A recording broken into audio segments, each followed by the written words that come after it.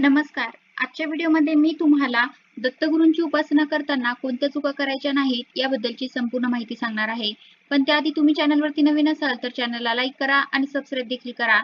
कमेंटमध्ये श्री स्वामी समर्थ किंवा दिगंबरा दिगंबरा श्रीपाद वल्लभ दिगंबरा लिहायला विसरू नका. दत्त जयंती गुरुवार दिनांक 4 डिसेंबर 2025 रोजी आलेली आहे. दत्त जयंतीच्या दिवशी दत्तगुरूंची साधना, उपासना केली जाते. पण ही साधना किंवा उपासना करत असताना आपल्याला काही चुका ह्या चुकूनही करायच्या नसतात. पण अशा काही 5 चुका आहेत की ज्या तुमच्याकडून कळत-नकळत होत असतील, तर त्या तुम्ही टाळल्या पाहिजे. नाहीतर दत्तगुरूंची अवकृपा होऊ शकते. तर त्या कोणत्या 5 चुका तुम्हाला चुकूनही करायच्या नाहीत, हेच मी तुम्हाला आजच्या व्हिडिओमध्ये सांगणार आहे. भगवान दत्तात्रय हे त्रिदेव म्हणजेच ब्रह्मा, विष्णू, महेश यांचे एकत्रित रूप मानले जातात. भगवान दत्तात्रय यांची पूजा केल्याने अपूर्ण कामे पूर्ण होतात आणि सर्व मनोकामना देखील पूर्ण होतात. महर्षी अत्री आणि माता सती अनुसया यांचे पुत्र भगवान दत्तात्रय यांची पूजा केल्याने त्रिदेवांची कृपा प्राप्त होते असे मानले जाते. दत्त जयंतीचे विशेष महत्त्व म्हणजे या दिवशी दत्ततत्व हे पृथ्वी तलावावरील नेहमीच्या तुलनेत 1000 पटीने कार्यरत असते. म्हणूनच या दिवशी दत्तांची मनोभावे उपासना केल्यास दत्ततत्वाचा जास्तीत जास्त लाभ मिळतो.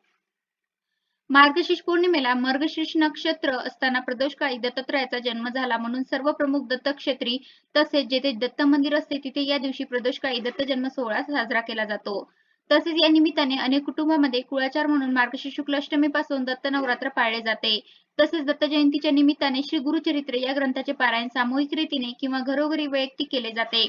दत्त जयंतीच्या दिवशी जन्म सोहळ्याच्या वेळी सायंकाळी दत्त जन्माचे कीर्तन भजनही होते. त्याबरोबरच येणाऱ्या सर्व भाविक भक्तांना महाप्रसाद दिला जातो. दत्त जयंतीचा लाभ हा भक्तांना कसा होईल तरी या दिवशी दत्ततत्व पृथ्वीवर जास्त प्रमाणात कार्यरत असतं. म्हणूनच या दिवशी दत्तगुरूंची सेवा मनोभावे केल्यास विशेष लाभ मिळतात आणि दत्तगुरूंचा सेवेमध्ये दत्तगुरूंची स्तोत्र म्हणून किंवा दत्तगुरूंसाठी उपवास करणार, दत्तगुरूंची पूजा करणं किंवा शिदादान करणं या गोष्टी येतात. दत्तगुरूंच्या सेवेत दानाला खास करून अन्नदानाला अतिशय महत्त्व आहे.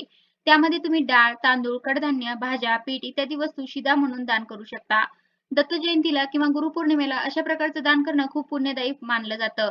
त्याचबरोबर जेव्हा तुमच्या घरामध्ये न सुटणाऱ्या समस्या निर्माण होतात, लग्न ठरत नाही किंवा उत्पन्न वाढत नाही, संसारात सुख समाधान राहत नाही, अशा वेळी दत्तगुरूंना शरण जावं. कारण दत्तगुरूंची सेवा केल्यामुळे आपण पत्रिकेमधील गुरुग्रह बलवान होतो. आणि गुरुग्रहच असतो जो वैवाहिक सुख देतो आणि कुटुंबात सुख शांती समाधान देतो. तसंच सगळ्यात महत्त्वाचं आहे मानसिक शांती. जर आपल्या पत्रिकेतील गुरुग्रह बलवान असेल तरच आपल्याला मानसिक शांती मिळते.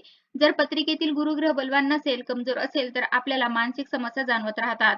यासाठी दत्तगुरूंची सेवा अवश्य करावी. दत्तगुरूंची सेवा तशीही करावी कारण दत्तगुरूंच्या सेवेनेच मन शांतीचा लाभ होतो. पण दत्तगुरूंची सेवा करत असताना कोणत्या 5 गोष्टी आपण कटाक्षाने पाळायला हव्यात, ते आपण आजच्या व्हिडिओमध्ये पाहणार आहोत. त्यामध्ये सर्वात पहिली गोष्ट म्हणजे दत्त जयंतीच्या दिवशी तुम्ही दत्तगुरूंची पूजा, साधना, उपासना करा किंवा करू नका, पण तुम्ही या दिवशी चुकूनही मांसाहार आणि मद्यपान करू नका. जरी तुम्ही दत्तगुरूंचे भक्त असाल किंवा नसाल, तरी सुद्धा हा नियम तुम्हाला या दिवशी पाळायचा आहे. या दिवशी आपल्याला शक्यतो सात्विकच आहार घ्यायचा आहे. त्यानंतर दुसरी गोष्ट म्हणजे दत्त जयंतीच्या दिवशी आपल्याला ब्रह्मचर्याचं देखील पालन करायचं आहे. तसेच दत्त जयंतीच्या दिवशी आपल्या घरात कोणत्याही प्रकारचे वादविवाद, भांडणे करू नयेत. कोणालाही अपशब्द बोलू नये, शिव्याशाप देऊ नये. खरं तर अशा गोष्टी आपल्या हातात नसतात. काय कधी घडेल हे सांगता येत नाही, पण आपणच संयम ठेवायला हवा. संयम ठेवणं आपल्या हातात नक्कीच असतं. म्हणजे आपल्या मनावर आपला ताबा असेल, तर आपण या गोष्टी अशा दिवशी टाळू शकतो. त्यानंतर पुढची गोष्ट म्हणजे दत्त जयंतीच्या दिवशी तुमच्याकडे कोणी काही मागायला आलं, तर त्याला रिकाम्या हाताने कधीही पाठवू नका. शक्य असेल तेवढं अन्नदान, वस्त्रदान या गोष्टी नक्की दान करा. कारण दत्तगुरूंच्या सेवेमध्ये दानाला खूप महत्त्व आहे. हे मी मगाशी सांगितलं. कारण देव कोणत्या रूपात आपल्या घरी दारी येईल, हे आपल्याला सांगता येत नाही. त्यामुळे अशा दिवशी तरी आपल्याला कोणालाही रिकाम्या हाताने पाठवायचं नाही. कोणाचंही मन दुखवायचं नाही. या दिवशी कोणी भिक्षुक जरी भिक्षा मागण्यासाठी आलं, तरी त्याला रिकाम्या हाताने पाठवू नका. तुमच्या ऐपतीप्रमाणे त्याला अन्नदान, वस्त्रदान तुम्ही नक्कीच करा. तसेच आपल्या हिंदू धर्मात गायीला गोमाता म्हटले जाते. कारण गायीमध्ये अनेक देवी-देवतांचा वास असतो. तुम्ही दत्तगुरूंचा फोटो पाहिला, तर दत्तगुरूंच्या मागे एक पायी एक गाय उभी आहे आणि 4 कुत्रे बाजूला खाली जमिनीवर आहेत. तर त्यांचंही काही महत्त्व आहे. त्यामुळे या दिवशी आपल्या दारामध्ये कुठलाही प्राणी त्याबरोबरच गाय आणि कुत्रे जर आली, तर त्यांना सुद्धा काहीतरी खायला दिल्याशिवाय माघारी पाठवू नका. गायीला तर आपण नेहमी पवित्र मानतो आणि तिला नेहमीच काहीतरी गोग्रास देत असतो. पण कुत्रे जरी या दिवशी आले, तरी त्यांना सुद्धा एखाद्या चपातीचा तुकडा मात्र अवश्य द्या. त्याबरोबरच सर्वात महत्त्वाची गोष्ट सांगायची झाली, तर दत्त जयंतीच्या दिवशी कांदा लसूणचं सेवन करू नका. जरी तुमचा उपवास असेल किंवा नसेल, तरी सुद्धा कांदा लसूण वर्ज्य करा असं सांगितलं आहे. शक्यतो सात्विक भोजन करा. तर अशा काही गोष्टी होत्या, की जे आपल्या हातून कळत-नकळत घडत असतात. पटकन आपल्याला लक्षात येत नाहीत, पण आपण या गोष्टी अवश्य या दिवशी पाळायच्या आहेत. दत्तगुरू हे अत्यंत जागृत दैवत आहे. श्री दत्त उपासना संकट आणि बाधा यांचा नाश करणारी आहे. दत्तगुरूंच्या उपासनेत गुरुवार आणि पौर्णिमा या दोन गोष्टी खूप महत्त्वाच्या आहेत.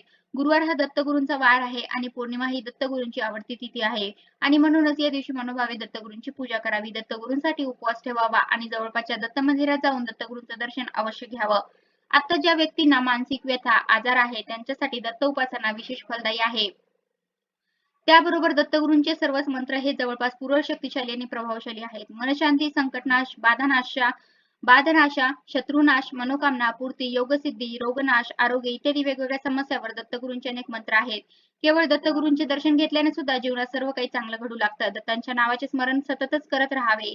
परंतु विशेष करून पौर्णिमा आणि गुरुवारी दत्त जयंतीला दत्तांच्या नावाची माळ अवश्य जपावी. अशा प्रकारे दत्तांच्या मंत्राचे पठण केले तर आयुष्यातील सर्व अडचणी दूर होतात व उन्नतीचे नवीन मार्ग सापडतात. श्री दत्त उपासना ही गतजन्म या जन्माची सर्व पाप धुवून काढणारी अशी प्रभावी उपासना आहे. म्हणून प्रत्येकाने दत्त उपासना नियमित करावी. दत्तगुरूंची मनोभावे पूजा करावी. त्यांना नेहमी पिवळे किंवा केशरी वस्त्र अर्पण करावे.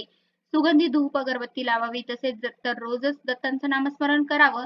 नसेल जमत तर या दिवशी तरी म्हणजे दत्त जयंतीच्या दिवशी तरी तुम्ही दत्तगुरूंचं नामस्मरण अवश्य करा. किंवा ज्यांनी गुरुमंत्र घेतला असेल त्यांनी गुरूंना भेटून त्यांचे आशीर्वाद घ्यावेत. दत्त मंदिरामध्ये यथाशक्ती दान करावे. भुकेलेल्याला अन्न द्यावे. दत्तांचे वास्तव्य औदुंबर वृक्षाच्या तळी असते अशी पूर्वापार श्रद्धा आहे. म्हणून केवळ याच दिवशी नव्हे तर वर्षभर दर गुरुवारी औदुंबराच्या झाडाला पाणी घालावे, त्याची काळजी घ्यावी. यामुळे सुद्धा तुम्हाला दत्तगुरूंचा आशीर्वाद मिळेल. श्री दत्तगुरू अत्यंत दयाळू, प्रेमळ व मायाळू असे दैवत आहे. म्हणूनच त्यांची उपासना शीघ्र फलदायी होते. म्हणून तुमच्याही जीवनात न संपणाऱ्या समस्या असतील तर तुम्ही दत्तगुरूंना शरण जा. यांच्या कृपेने तुमच्या एक समस्या हळूहळू नक्कीच सुटतील. तर अशा प्रकारे आजच्या व्हिडिओमध्ये मी तुम्हाला दत्तगुरूंची उपासना करताना कोणत्या चुका करायच्या नाहीत याबद्दलची संपूर्ण माहिती सांगण्याचा प्रयत्न केला आहे. कसा वाटला तुम्हाला माझा आजचा व्हिडिओ कमेंट करून नक्की सांगा. धन्यवाद.